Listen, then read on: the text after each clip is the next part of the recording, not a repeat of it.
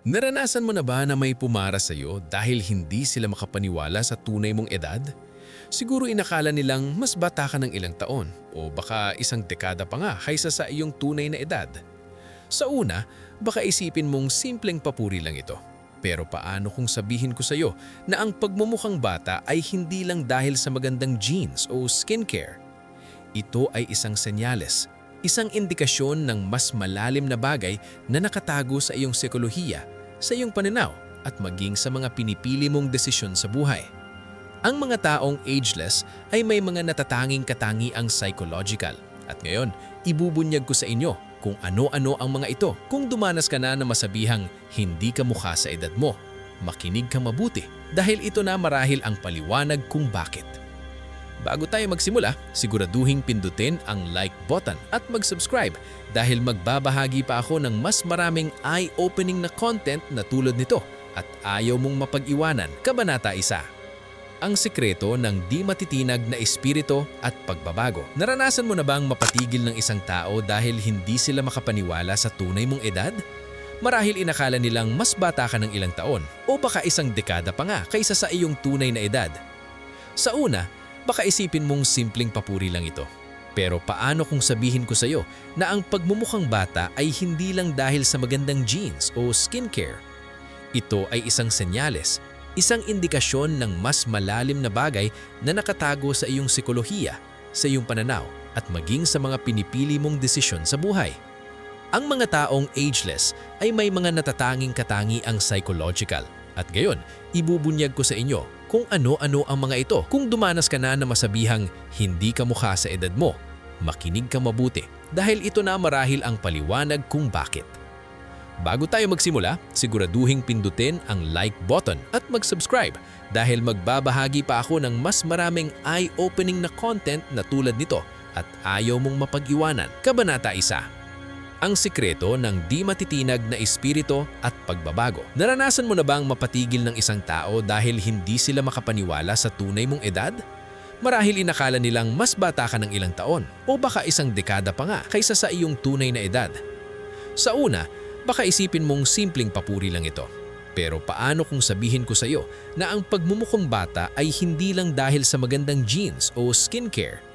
Ito ay isang senyales, isang indikasyon ng mas malalim na bagay na nakatago sa iyong psikolohiya, sa iyong pananaw at maging sa mga pinipili mong desisyon sa buhay. Ang mga taong ageless ay may mga natatanging katangiang psychological. At ngayon, ibubunyag ko sa inyo kung ano-ano ang mga ito. Kung dumanas ka na masabihang hindi ka mukha sa edad mo, makinig ka mabuti dahil ito na marahil ang paliwanag kung bakit.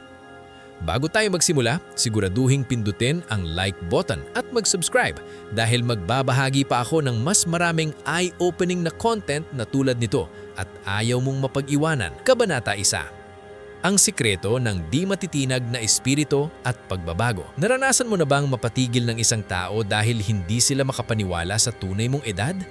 Marahil inakala nilang mas bata ka ng ilang taon o baka isang dekada pa nga kaysa sa iyong tunay na edad. Sa una, baka isipin mong simpleng papuri lang ito. Pero paano kung sabihin ko sa iyo na ang pagmumukhang bata ay hindi lang dahil sa magandang genes o skincare? Ito ay isang senyales, isang indikasyon ng mas malalim na bagay na nakatago sa iyong psikolohiya, sa iyong pananaw at maging sa mga pinipili mong desisyon sa buhay. Ang mga taong ageless ay may mga natatanging katangiang psychological. At ngayon, ibubunyag ko sa inyo kung ano-ano ang mga ito. Kung dumanas ka na masabihang hindi ka mukha sa edad mo, makinig ka mabuti dahil ito na marahil ang paliwanag kung bakit. Bago tayo magsimula, siguraduhing pindutin ang like button at mag-subscribe dahil magbabahagi pa ako ng mas maraming eye-opening na content na tulad nito at ayaw mong mapag-iwanan. Kabanata 1. Ang sikreto ng di matitinag na espiritu at pagbabago. Naranasan mo na bang mapatigil ng isang tao dahil hindi sila makapaniwala sa tunay mong edad? Marahil inakala nilang mas bata ka ng ilang taon o baka isang dekada pa nga kaysa sa iyong tunay na edad. Sa una, baka isipin mong simpleng papuri lang ito. Pero paano kung sabihin ko sa iyo na ang pagmumukhang bata ay hindi lang dahil sa magandang genes o skincare? Ito ay isang senyales, isang indikasyon ng mas malalim na bagay na nakatago sa iyong psikolohiya, sa iyong pananaw at maging sa mga pinipili mong desisyon sa buhay. Ang mga taong ageless ay may mga natatanging katangiang psychological. At ngayon, ibubunyag ko sa inyo kung ano-ano ang mga ito. Kung dumanas ka na masabihang hindi ka mukha sa edad mo, makinig kang mabuti dahil ito na marahil ang paliwanag kung bakit. Bago tayo magsimula, siguraduhing pindutin ang like button at mag-subscribe dahil magbabahagi pa ako ng mas maraming eye-opening na content na tulad nito at ayaw mong mapag-iwanan. Kabanata 1. Ang sikreto ng di matitinag na espiritu at pagbabago. Naranasan mo na bang napatigil ng isang tao dahil hindi sila makapaniwala sa tunay mong edad? Marahil inakala nilang mas bata ka ng ilang taon o baka isang dekada pa nga kaysa sa iyong tunay na edad. Sa una, baka isipin mong simpleng papuri lang ito. Pero paano kung sabihin ko sa iyo na ang pagmumukhang bata ay hindi lang dahil sa magandang genes o skincare? Ito ay isang senyales, isang indikasyon ng mas malalim na bagay na nakatago sa iyong psikolohiya, sa iyong pananaw at maging sa mga pinipili mong desisyon sa buhay. Ang mga taong ageless ay may mga natatanging katangiang psychological. At ngayon, ibubunyag ko sa inyo kung ano-ano ang mga ito. Kung dumanas ka na masabihang hindi ka mukha sa edad mo, makinig kang mabuti dahil ito na marahil ang paliwanag kung bakit. Bago tayo magsimula, siguraduhin pindutin ang like button at mag-subscribe dahil magbabahagi pa ako ng mas maraming eye-opening na content na tulad nito at ayaw mong mapag-iwanan. Kabanata 1. Ang sikreto ng di matitinag na espiritu at pagbabago. Naranasan mo na bang mapatigil ng isang tao dahil hindi sila makapaniwala sa tunay mong edad? Marahil inakala nilang mas bata ka ng ilang taon o baka isang dekada pa nga kaysa sa iyong tunay na edad. Sa una, baka isipin mong simpleng papuri lang ito. Pero paano kung sabihin ko sa iyo na ang pagmumukhang bata ay hindi lang dahil sa magandang genes o skincare? Ito ay isang senyales, isang indikasyon ng mas malalim na bagay na nakatago sa iyong psikolohiya, sa iyong pananaw at maging sa mga pinipili mong desisyon sa buhay. Ang mga taong ageless ay may mga nakatanging katangiang psychological. At ngayon, ibubunyag ko sa inyo kung ano-ano ang mga ito. Kung dumanas ka na masabihang hindi ka mukha sa edad mo, makinig ka mabuti dahil ito na marahil ang paliwanag kung bakit.